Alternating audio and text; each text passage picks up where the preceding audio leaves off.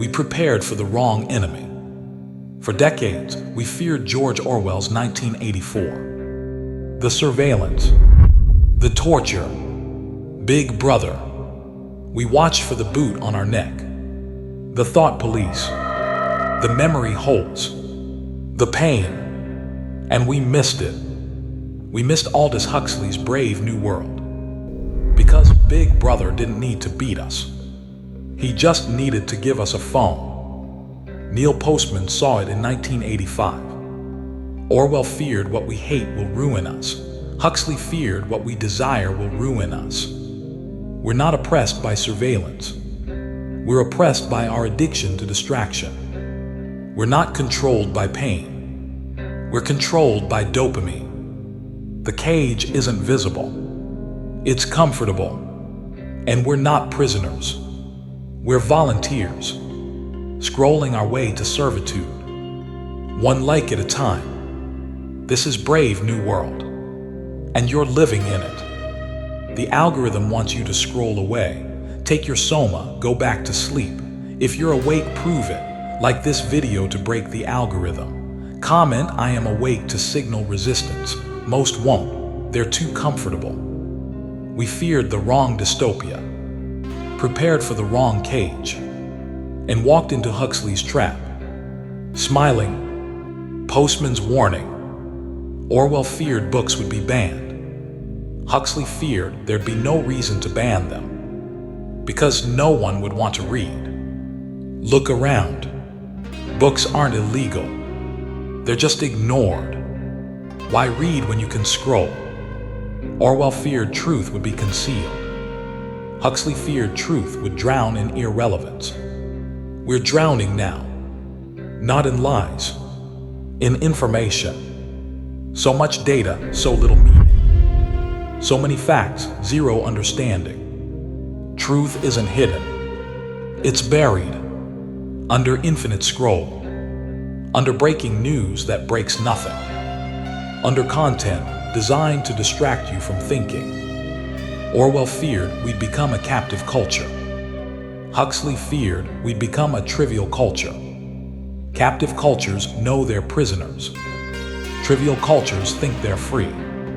We're trivial, obsessed with entertainment, with celebrities, with trends, with nothing.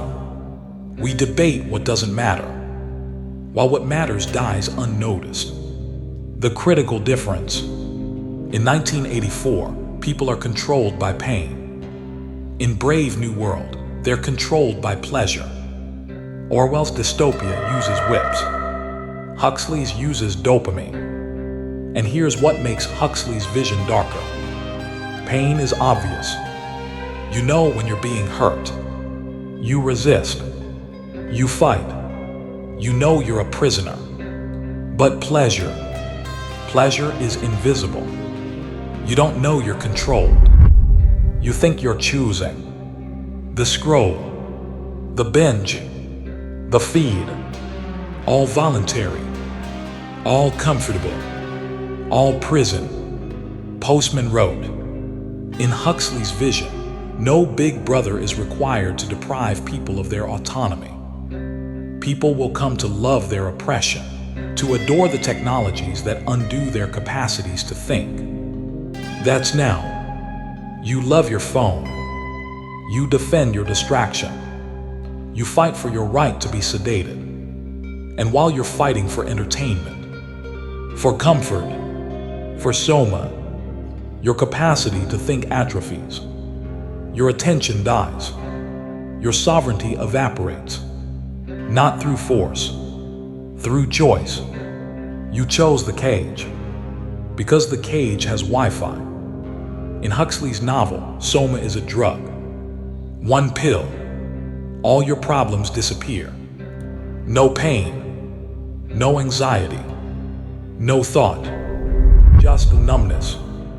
And everyone takes it, voluntarily, enthusiastically, because who wants to feel real? Today, Soma isn't a pill. It's everywhere. The algorithm, the infinite scroll, the autoplay, the feed, pornography on demand, fast food that tastes better than it should, video games that simulate achievement without effort, all of it delivering the same thing: distraction from reality. You're not happy. You're medicated. There's a difference.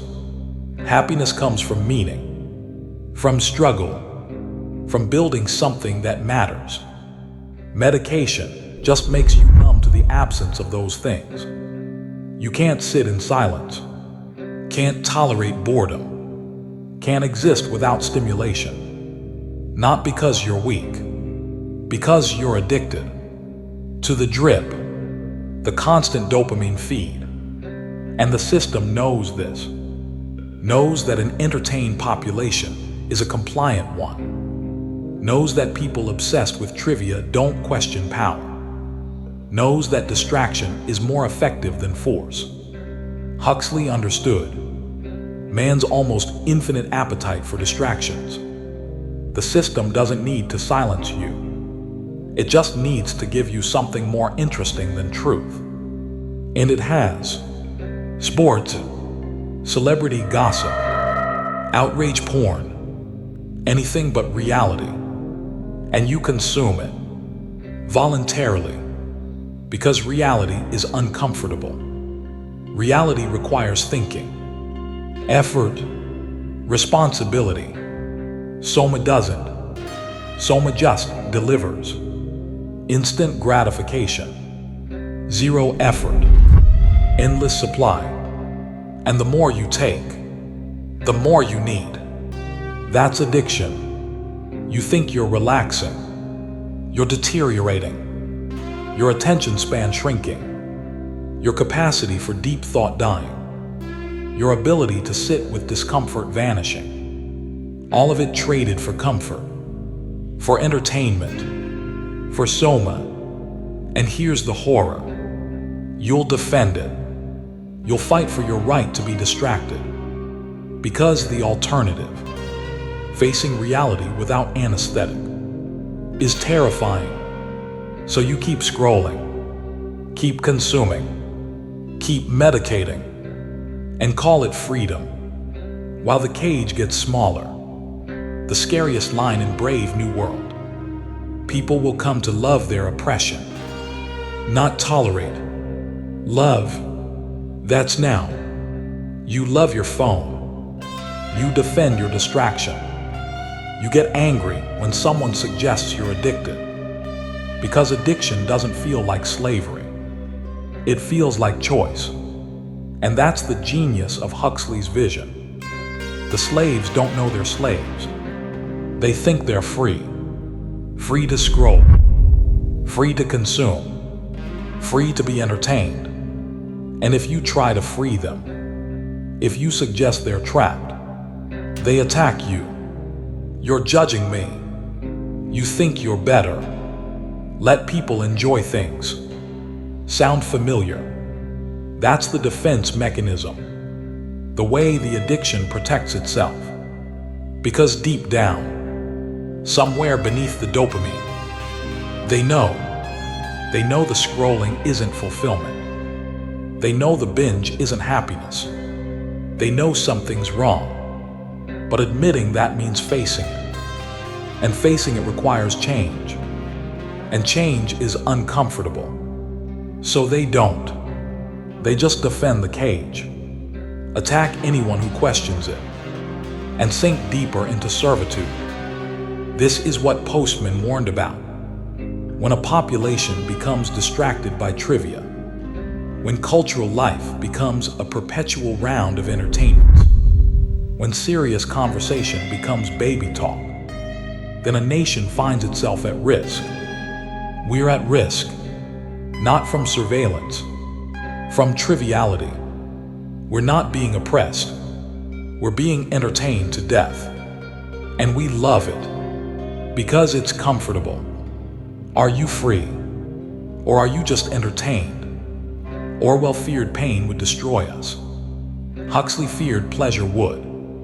Huxley was right. We're not living in 1984. We're living in Brave New World. The cage isn't visible. It's comfortable. The control isn't violent. It's voluntary. The Soma isn't forced. It's craved. You're not a prisoner. You're an addict. And the first step to freedom is admission. You're not relaxing. You're escaping. You're not happy. You're medicated. You're not free. You're entertained. Break the IV drip. Turn off the screen. Face reality. It's uncomfortable, but it's real. And real is the only thing that saves you. Wake up.